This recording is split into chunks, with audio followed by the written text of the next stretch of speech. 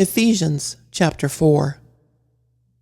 I, therefore, a prisoner of the Lord, urge you to walk in a manner worthy of the calling to which you have been called, with all humility and gentleness, with patience, bearing with one another in love, eager to maintain the unity of the Spirit in the bond of peace.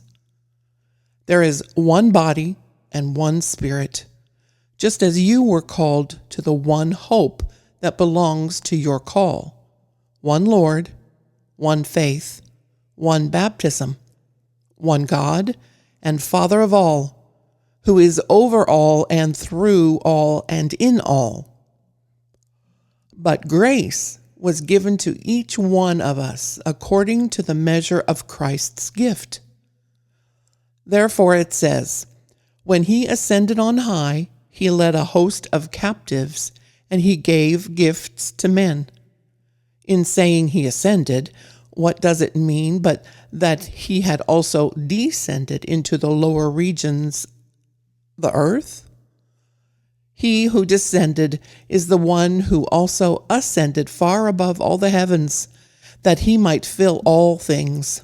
And he gave the apostles, the prophets, the evangelists, the shepherds and teachers to equip the saints for the work of ministry, for building up the body of Christ, until we all attain to the unity of the faith and of the knowledge of the Son of God, to mature manhood, to the measure of the stature of the fullness of Christ, so that we may no longer be children, tossed to and fro by the waves and carried about by every wind of doctrine, by human cunning, by craftiness in deceitful schemes.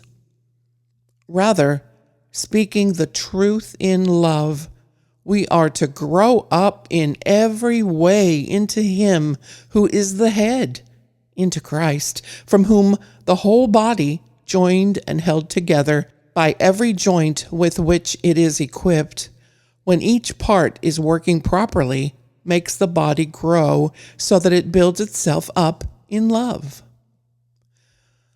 Now this I say and testify in the Lord, that you must no longer walk as the Gentiles do, in the futility of their minds. They are darkened in their understanding, alienated from the life of God because of the ignorance that is in them, due to their hardness of heart.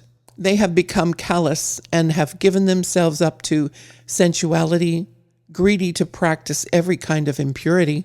But that is not the way you learned Christ.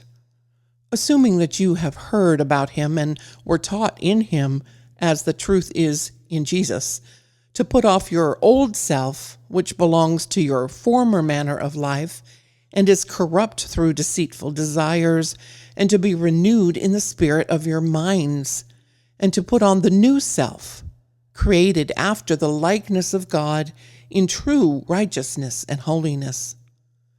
Therefore, having put away falsehood, let each one of you speak the truth with his neighbor, for we are members one of another. Be angry and do not sin. Do not let the sun go down on your anger, and give no opportunity to the devil. Let the thief no longer steal, but rather let him labor, doing honest work with his own hands, so that he may have something to share with anyone in need. Let no corrupting talk come out of your mouths, but only such as is good for building up, as fits the occasion, that it may give grace to those who hear. And do not grieve the Holy Spirit of God, by whom you were sealed for the day of redemption. Let all bitterness and wrath and anger and clamor and slander be put away from you, along with all malice. Be kind one to another, tenderhearted, forgiving one another, as God in Christ forgave you.